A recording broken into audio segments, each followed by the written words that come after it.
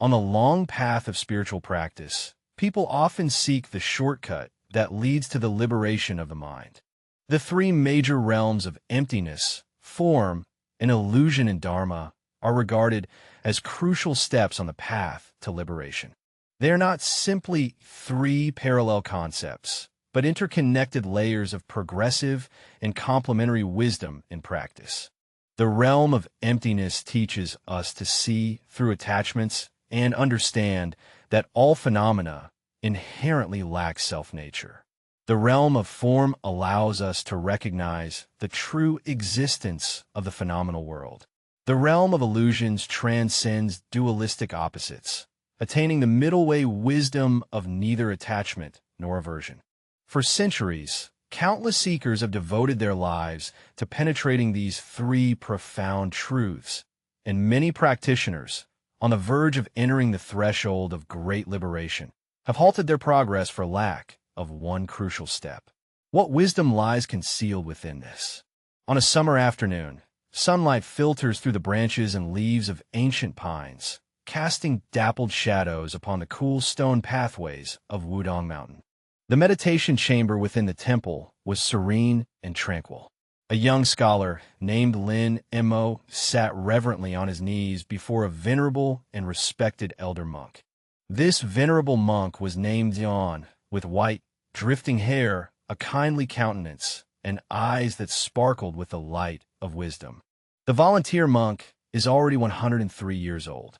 In his early years, he traveled to India, visiting many eminent monks and venerable masters, from whom he absorbed the supreme wisdom of the Buddha's teachings. Lying down with hands joined in prayer, sincerely asking, the disciple has traveled thousands of miles to respectfully inquire of the venerable monk, what are the three realms of the Dharma? I have read through the scriptures extensively, yet I always feel a sense of partial understanding, unable to truly grasp the profound mysteries within. Monk Yuan looked at the young man who thirsted for the Dharma and said earnestly, "Since you sincerely seek the Dharma, I will speak plainly." The three realms of Dharma refer to the three layers of cognition: emptiness, form, and illusion. The Heart Sutra states, "Form is no different from emptiness. Emptiness is no different from form. Form is emptiness. Emptiness is form." This is precisely the essence of the first two levels of realms. The venerable monk lifted the teacup, sipped a mouthful of clear tea, and his gaze grew profound and distant. Let me tell you a story. Once upon a time, there was a young practitioner named Mingxin. He is erudite and can recite scriptures like a flowing ledger, yet he is unable to truly grasp the essence of the Dharma. One day, he decided to visit an old Zen master who lived reclusively deep in the mountains. After several days of arduous journeying, crossing mountains and ridges, Mingxin finally found the venerable Zen master. The Zen master is meditating in the mountains, surrounded by tall pines, with a gentle stream flowing nearby. When Mingxin came to visit, the Zen master opened his eyes and, pointing to the clear water flowing in the mountain stream, asked, "What do you see in this water?" The mind that is clear responds without hesitation, "This is water." The Zen master shook his head and said meaningfully, "What you see is not water, but your own mind." The mind is puzzled and confused, unable to understand its meaning. The Zen master explained that when you see water, there's already a concept of water in your mind. You are attached to this concept. So what you see is not the real water, but the water within your mind. This is why I say what you see is your own mind, not the water itself. The Zen master then pointed to the clouds drifting in the sky and asked, "What about those clouds? What is it?" The star became even more puzzled and hesitantly replied, "A cloud is just a cloud." The Zen master smiled faintly and said, "Clouds are formed by the evaporation of water, and water descends from the clouds. Clouds and water are fundamentally no different. They differ only in form. When you differentiate between clouds and water, your mind has already formed attachment. This attachment is the root cause of suffering." At the end of the lecture, a glimmer of light flashed in his eyes. This must be about the realm of emptiness. All phenomena inherently lack self-nature. They arise due to dependent origination and should not be clung to. Master Zhuan nodded in approval. Indeed, this is the first level of realization, emptiness. Emptiness is not nihilism. Rather, it is the dissolution of attachments and the clear perception of the true nature of phenomena. When we understand that all phenomena are empty and no longer cling within our hearts, suffering naturally dissipates. This reminds me of what is said in the Diamond Sutra. All appearances are illusions. All that we see and hear is like an illusion, lacking an eternal and unchanging self-nature. People suffer because they cling to phenomena devoid of inherent existence, mistakenly believing them to be real and eternal. In the final moment of contemplation, he asked again, "But if all is emptiness, then how should we understand the world in which we live? Every day we see mountains, rivers, and the earth, and experience joy, anger, sorrow, and happiness. Do these not exist?" Master Ziyuan smiled gently and said, "Good question. This brings us to the second realm. Form, rupa. Form is phenomenon. It encompasses all that we can perceive. Many beginners, after understanding the principle of emptiness, tend to veer to the opposite extreme by denying the existence of the phenomenal world, which is also a form of attachment. The story is not finished yet. Keep listening." The next morning, the Zen master took the disciple to a hillside. In the distance, smoke from village kitchens curled upwards. Farmers were working in the fields, and merchants and travelers came and went along the mountain paths. The Zen master pointed to all this and asked, "Do you find this scene beautiful?" The enlightened one replied, "Very beautiful." The Chan master said, "Yesterday you already understood the principle of emptiness, recognizing that all things arise from dependent origination and have no inherent self-nature. But today, I want to tell you that although all things are empty, the phenomenal world still exists. This is form. Form is the manifestation of emptiness. Emptiness is the essence of form. Understanding emptiness does not mean denying the existence of the phenomenal world. Rather, it is to recognize it correctly. Just as you appreciate a beautiful scenery, knowing that it is impermanent and ever-changing, it does not prevent you from experiencing its beauty. The Bodhisattva practices without detaching from dependent origination, awakening through it. This is not an escape from reality, but practicing within reality. Mingxin seemed thoughtful, but raised a question. Since the relationship between emptiness and form is understood, why do sentient beings still experience suffering? The Zen master replied meaningfully, because sentient beings cannot see through the true nature of these phenomena, mistaking illusions for reality and clinging to gain and loss. Thereby, suffering arises. This pertains to the third realm, the realm of illusion. The phrase copying or tracing opens the eyes, refers to the awakening or enlightenment that can arise from focused practice or imitation.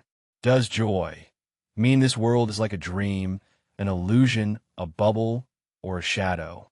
Venerable Ziyuan nodded in agreement.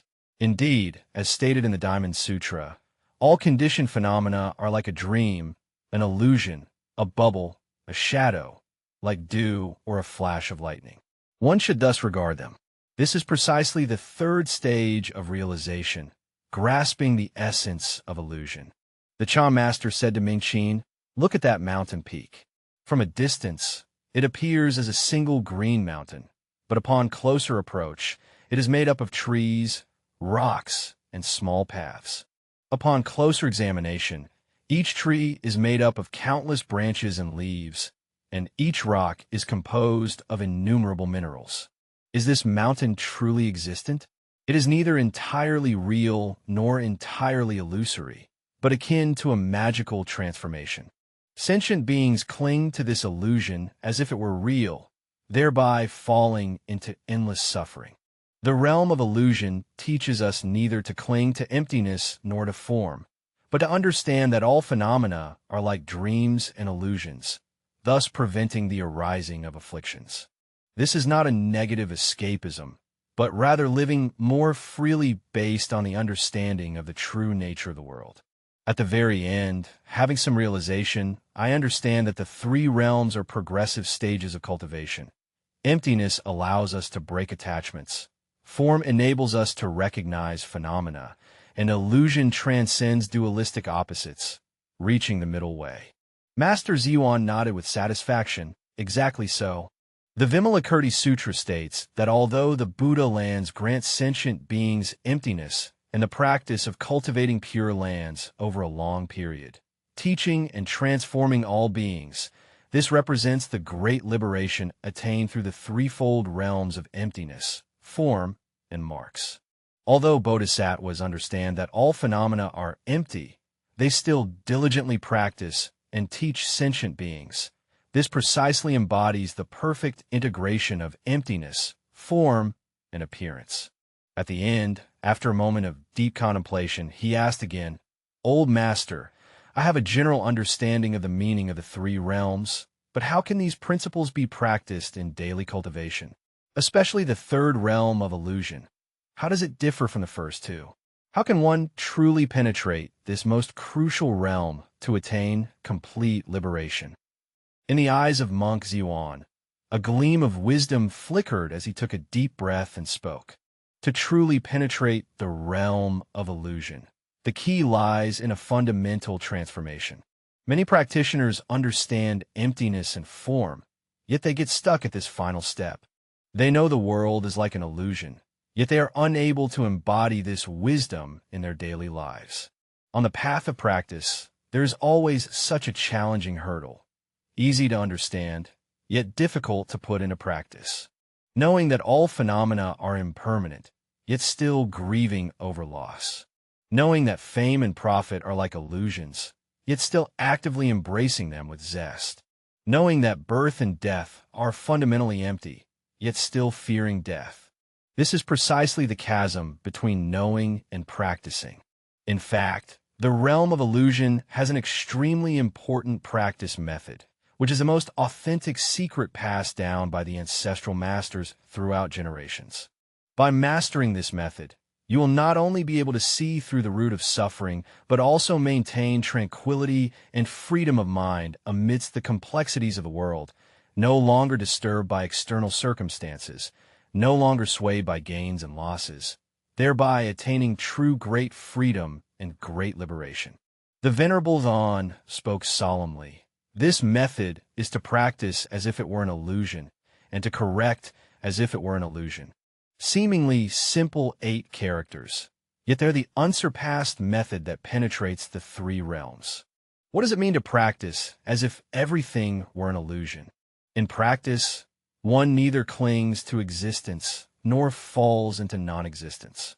Knowing that all practices are like illusions, yet still diligently persevering without ceasing. Knowing that afflictions are fundamentally empty, yet still diligently engaging in their remedy. Knowing that Bodhi has no inherent qualities, yet still vigorously striving to realize it. This is like clearly understanding that the mountain is a manifestation, but he still needs to climb the mountain step by step. Lin Mo slightly frowned, wondering what exactly illusory yet real meant.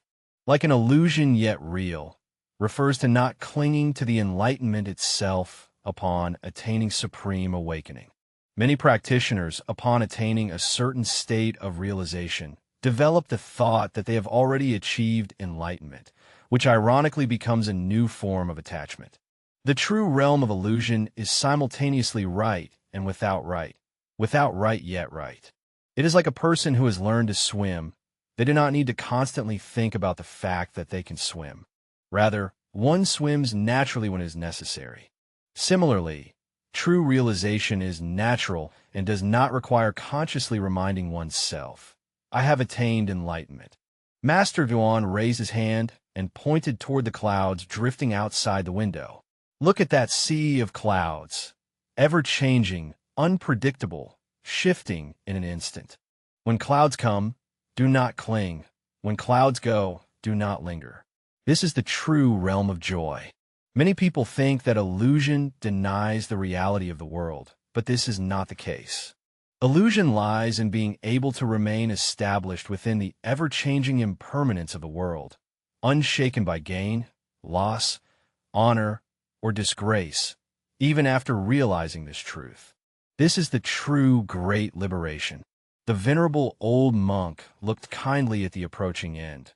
The practice of a bodhisattva is precisely through these three realms, ultimately reaching the state of arising the mind without abiding anywhere.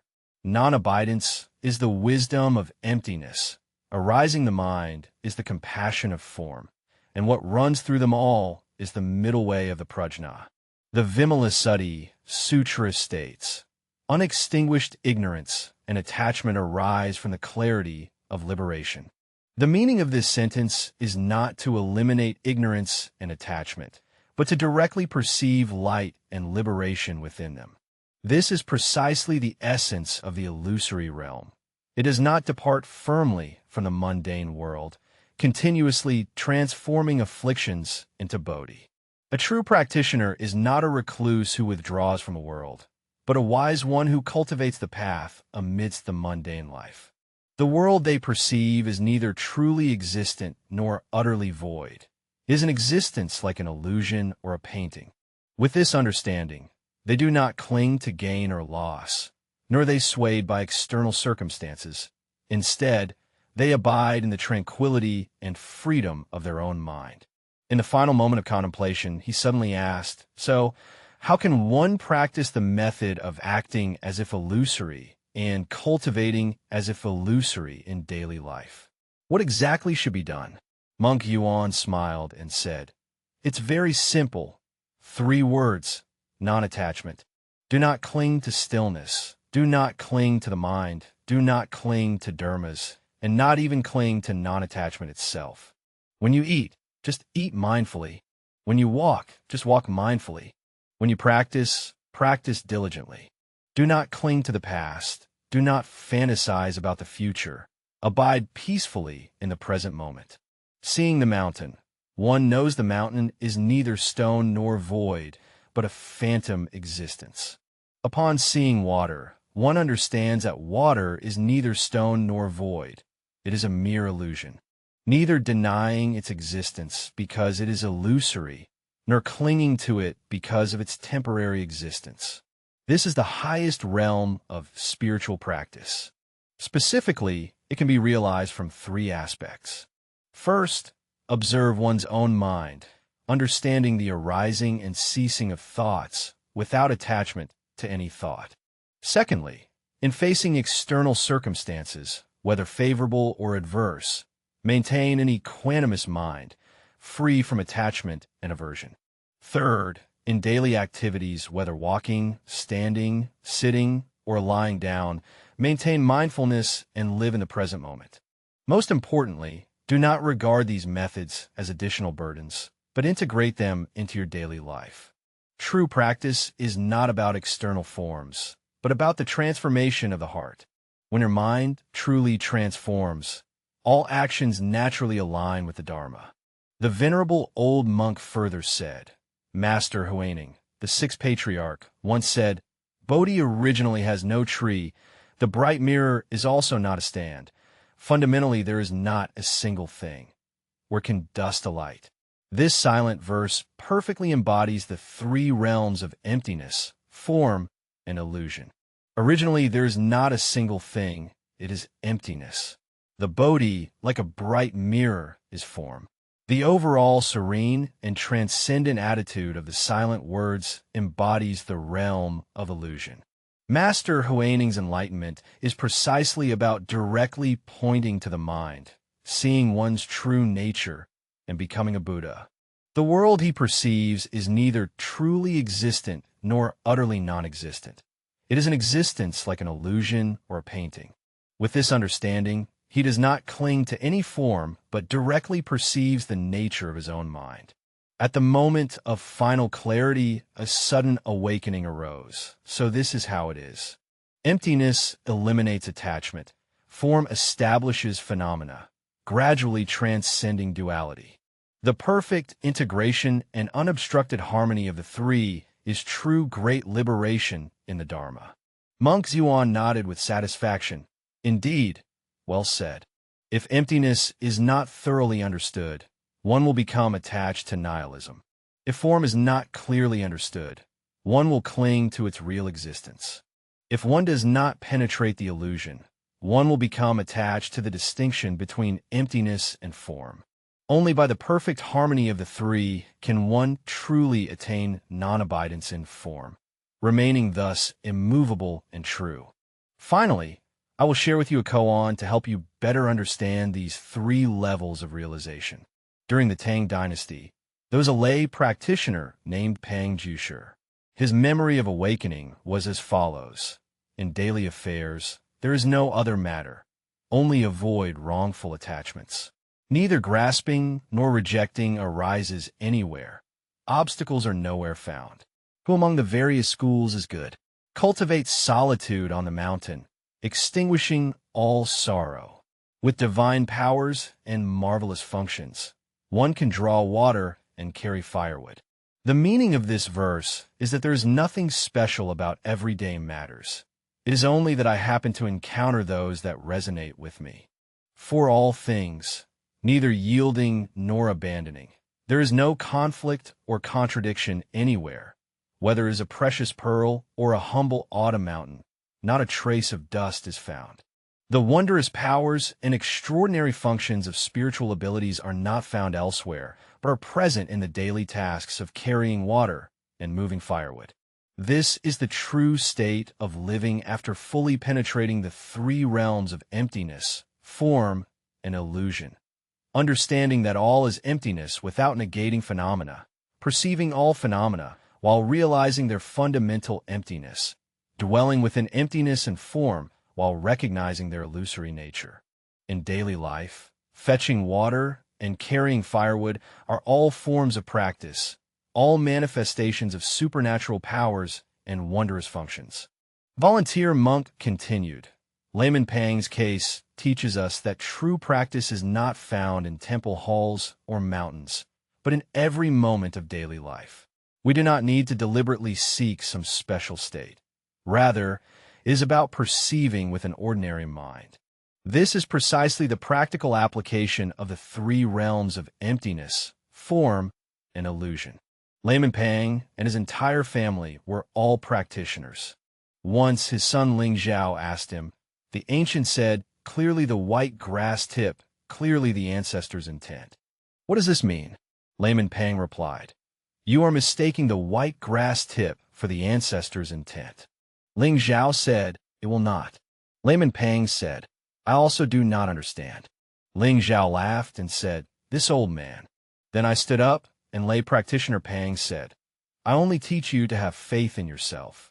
There is no other method. This koan equally embodies the three realms of emptiness, form, and illusion. The white grass head represents form. The ancestral master's intention signifies emptiness, and the dialogue between Layman Pang and Ling Zhao reflects the realm of illusion. It neither clings to appearances nor to essence, but gradually unfolds within ordinary conversation. Lin Mo listened intently and asked, Venerable Master, do these three layers of realms have a sequence? Must one first cultivate emptiness, then form, and lastly illusion?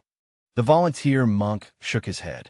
Although we have divided it into three realms for the sake of convenience and understanding, in actual practice, they're seamlessly integrated and unobstructed. Some people may first realize emptiness, some may first realize form, and others may directly realize illusion. The key is not to cling to any particular state, but to integrate and apply them comprehensively in practice. Therefore, cultivation need not be bound by sequential stages. Rather, one should constantly observe the mind in daily life, remaining unperturbed by external circumstances and unattached to gain or loss. In this way, one can naturally realize the harmonious integration of the three realms. Deeply inspired at the moment of parting, he bowed deeply to the old monk, expressing gratitude to his revered teacher for the enlightening teachings from which the disciple has greatly benefited. Venerable Xuan smiled and said, Remember, cultivation is not about how much doctrine you understand, but about the transformation of the heart. Understanding the three realms of emptiness, form, and illusion is not for the sake of gaining knowledge, but to let go of attachments and attain true freedom and liberation. As stated in the Diamond Sutra, all phenomena that have form are illusory. If one perceives all forms as non-forms, then one perceives the Tathagata. Upon returning, deeply contemplate without clinging to the words I have spoken today, for attachment to them will only become a new source of suffering. True Dharma is not found in words or language, but in the awakening of the heart. Lin Mo bowed again in reverence and gratitude before departing. The temple bells sound echoes far and wide through the valley, as if narrating the profound mysteries of the Dharma. On the way back, Lin Mo watched the mountain mist, which appeared and disappeared intermittently, sometimes revealing the mountains clearly, and at other times shrouding them in haze. He recalled the teachings of Vouful monk, not clinging to stillness, not clinging to the mind, not clinging to Dharma. In an instant, he seemed to comprehend the true meaning of practice as an illusion and realization as an illusion. At that moment, Lin Mo's heart suddenly became clear, as if the clouds parted to reveal the sun. The mountains he sees are no longer just mountains, and the waters he sees are no longer just waters. All the scenes remain as before, yet are completely transformed. He felt an unprecedented sense of ease and freedom, as if he had seen a luminous path leading to great liberation. He understood that the ultimate goal of practice is not to escape the world, but to dwell in the world without being entangled by it. The perfect embodiment of the three realms of emptiness, form, and illusion is precisely the essence of the wisdom of the Buddha's teachings, serving as the key to true freedom of the mind. On this path of cultivation, each individual has their own insight and awakening. Perhaps true wisdom lies not in seeking something, but in letting go of something. When we let go of attachments and see through confusion, true confidence naturally appears like the bright moon, illuminating the path ahead.